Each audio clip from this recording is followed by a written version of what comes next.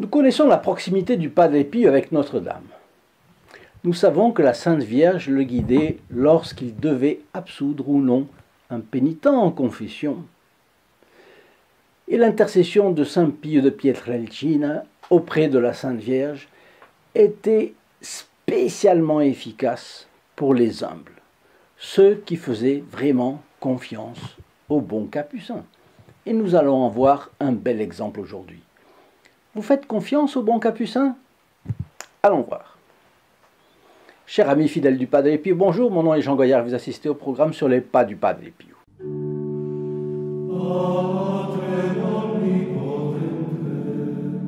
Nous sommes en août 1947 et voici une fillette de 12 ans, Rosetta Polo Riva, et elle habite une maison le long de la Via Madonna delle Grazie du bourg de Bolzaneto, 15 km au nord de Gênes, qui est le fameux port italien qui se trouve à 400 km pile au nord de la Corse. Rosette a commencé par souffrir d'un mal de gorge très fort, qui s'est transformé en pleurésie avec œdème et finalement une grave maladie cardiaque. Elle a passé un an dans cet état entre la vie et la mort, et les médecins ne font plus rien parce qu'en l'état de la médecine de 1947, il n'y a probablement plus rien à faire. Mais ses parents font confiance à Notre-Dame des Grâces. Ils la prient tous les jours pour leur fille devant une statue de Notre-Dame des Grâces qu'ils ont à la maison. Pas d'amélioration en vue. Que faire? Recourir à qui? Et comment?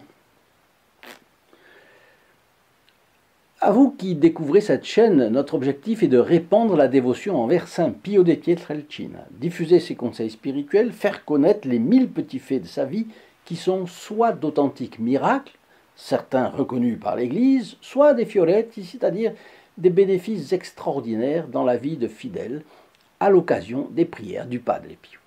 Sa mission était d'arracher les âmes aux griffes du diable, ce qu'il a fait toute sa vie au long de ses confessions, centaines de milliers de pèlerins venus du monde entier, et puis, bien sûr, par la célébration de ces messes, vous le savez. On ne s'étonne donc pas que Jean-Paul II l'ait donné comme modèle aux prêtres de notre époque.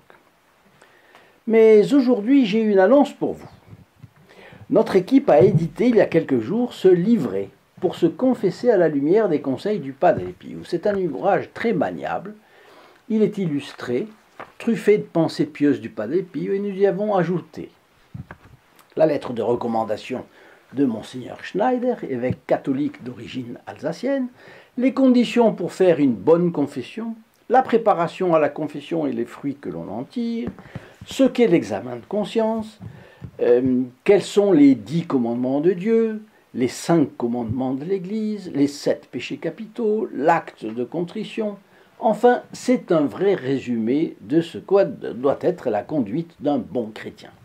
Si vous voulez la recevoir gratuitement, ce petit livret, pour vous ou un de vos proches, il vous suffit de téléphoner au 08 05 36 08 47, appel gratuit depuis la France métropolitaine, coût d'un appel local depuis les Dom-Tom et depuis le Canada, composez le 1 844 398 88 67. Alors revenons à Rosetta Polo Riva, lasse de ses conditions de grande malade. La pauvre, elle n'a que 12 ans, un âge où on ne demande qu'à vivre. Elle est faible, comme une fleur qui fane. Ses parents écrivent au Padre Pio pour implorer son aide. Et au long de l'histoire de l'Église, Notre-Dame a exaucé des milliards de prières. Pourquoi passer aussi par le Padre Pio? C'est ce que monsieur et madame Polo Riva savent bien. Ils ont de bonnes raisons de croire que le Padre est certes un bon capucin, mais en plus, spécialement vertueux, un saint. Et on ne compte plus les cas où les fidèles attestent que sa prière est efficace. Alors pour une certaine catégorie de personnes, passer par l'intercession d'un saint relève du bon sens. Prier, c'est invoquer ses vertus. Prier un saint, c'est prier Dieu par l'intermédiaire des vertus de ce saint. Et le bon peuple de Dieu, lui, ne va pas chercher de midi à 14 heures. Ce moine est dit saint, des miracles arrivent à travers sa prière, je le prie, se dit-on. Et si je ne suis pas exaucé, on verra bien quel parti prendre, mais si je suis exaucé. Si je ne suis pas exaucé, je verrai bien quel parti prendre, mais si je suis exaucé, eh bien, je continuerai à recourir à lui. On ne peut pas nier que cela témoigne de la vertu d'humilité. Vous trouvez cela comme moi ou pas?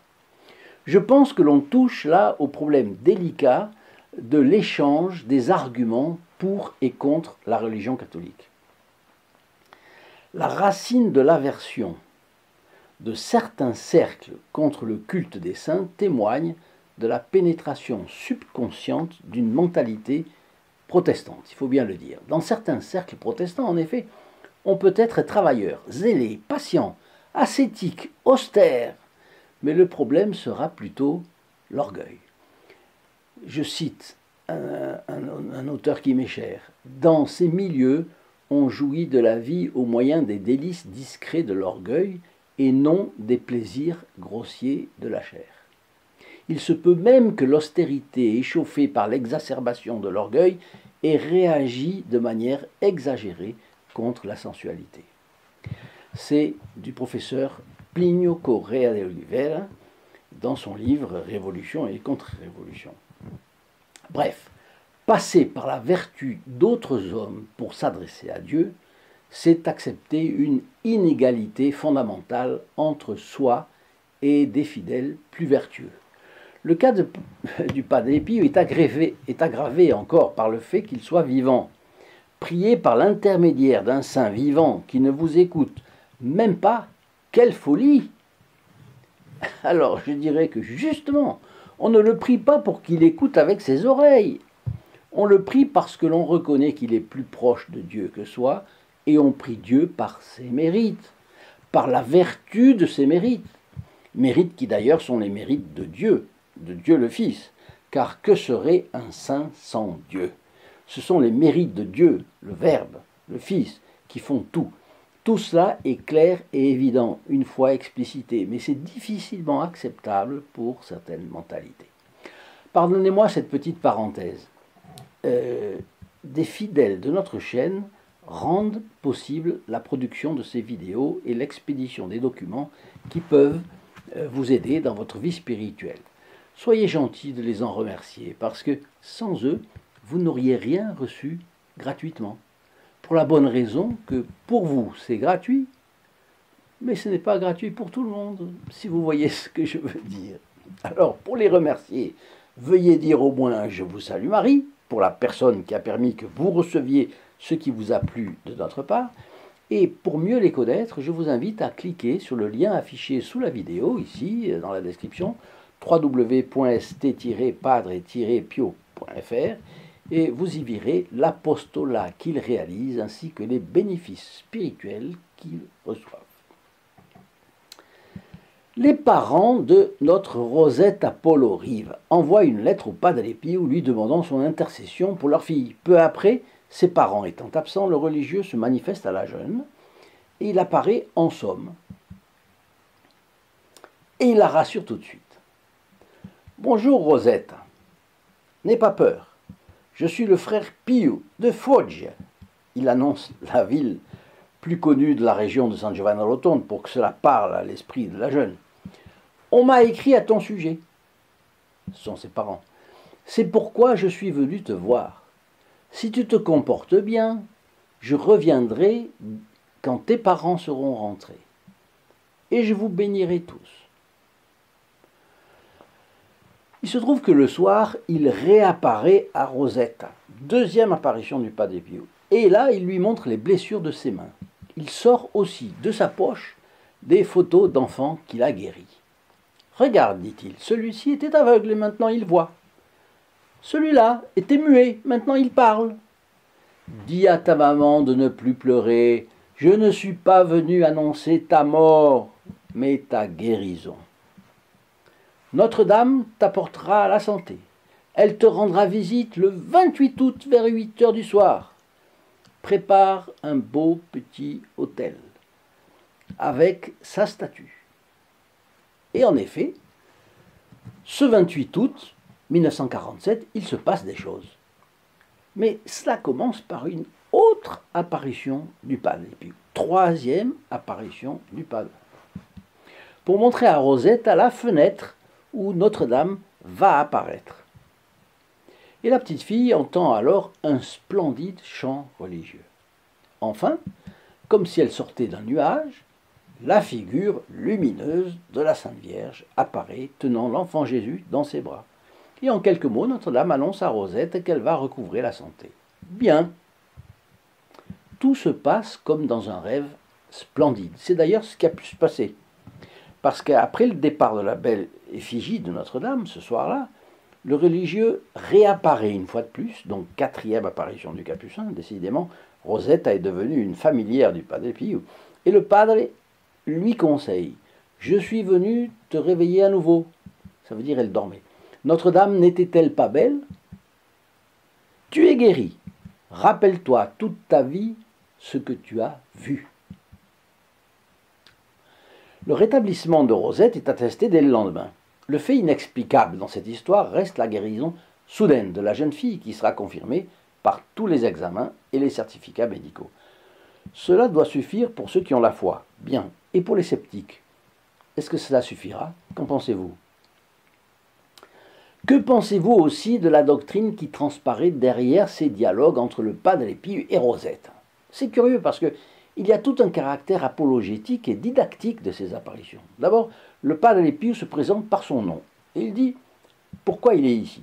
Il n'est ni un fantôme, ni un esprit, ni un diable. Il est un homme. Il lit même les lettres qu'on lui écrit. Il annonce aussi qu'il reviendra et les choses ne se font pas d'un coup.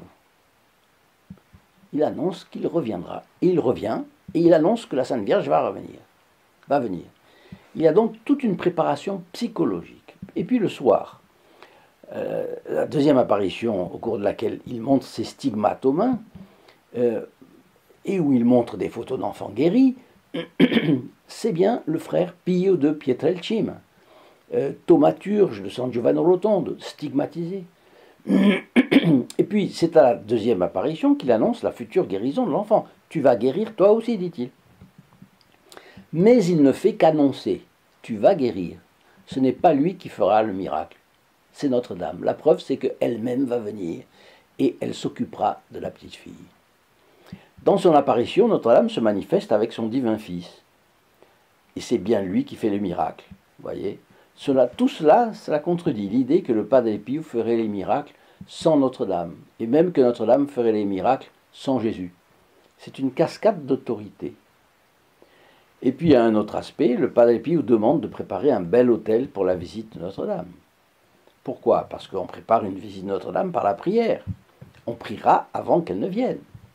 Mais il s'agit d'un bel autel, c'est-à-dire fait avec ce qu'on a de mieux. Ensuite, Rosette entend un splendide chant religieux, la beauté encore. Et lors de la quatrième et dernière apparition du Padre, il fait ce qu'il faut pour que l'enfant se rappelle toute sa vie combien Notre-Dame est belle. La beauté a une grande importance dans cette apparition, dans cette série de 4 apparitions du Padre Pio et de l'apparition de Notre-Dame. Et puis enfin, la jeune n'est guérie que lorsque la Sainte Vierge lui dit qu'elle va retrouver la santé. Là, elle est guérie. Alors la parole de Notre-Dame est instantanément efficace. Vous voyez comme je vais vous donner une prière maintenant. Prière qui va vous plaire beaucoup. Elle est un peu longue, mais elle est très belle. Si vous avez aimé cette vidéo, en tout cas, n'oubliez pas de le dire et de la partager à vos amis sur les réseaux sociaux.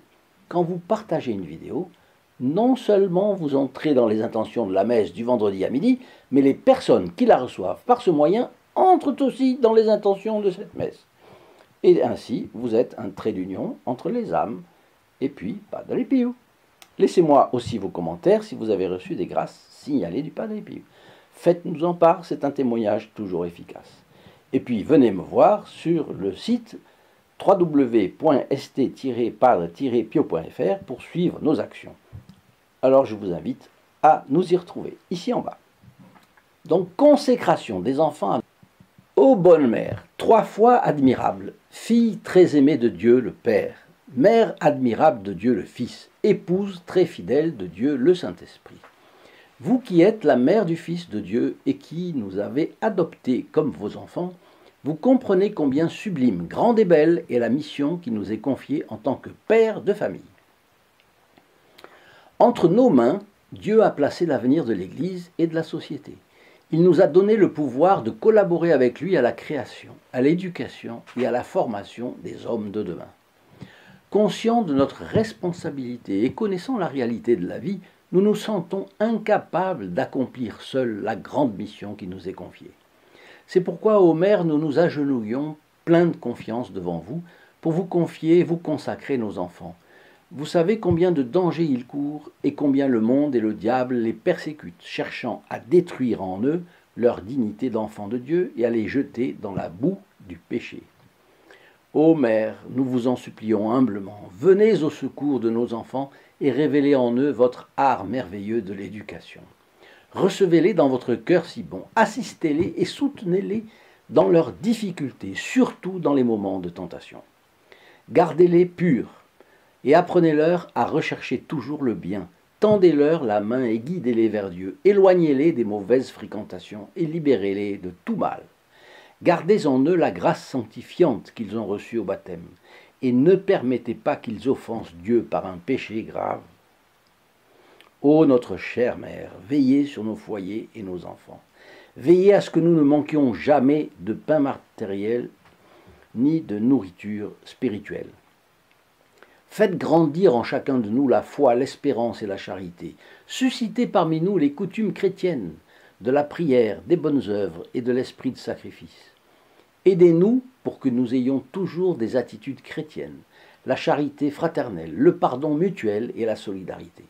Soyez la mère et l'éducatrice de nos enfants, qu'ils vivent vraiment comme des enfants de Dieu. Guidez-les dans la vocation que le Père Céleste a prévue pour eux depuis l'éternité.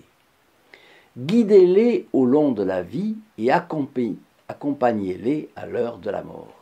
Aidez-nous, ô Mère, afin que nous, parents, soyons pour nos enfants de véritables images de Dieu et qu'ils trouvent en nous tout le soutien, l'amour, la sécurité et la compréhension dont ils ont besoin. Venez, restez avec nous dans notre foyer, faites qu'il ressemble à la maison de Nazareth. Que règne toujours la paix, l'unité, la joie et l'amour, ainsi soit-il. Chers amis fidèles du Padre Pio, je vous souhaite une excellente journée et je vous dis à très bientôt. Au revoir, Notre-Dame. In nome del Padre, del Figliolo e dello Spirito Santo, e così sia. Sia lodato Gesù e Maria, e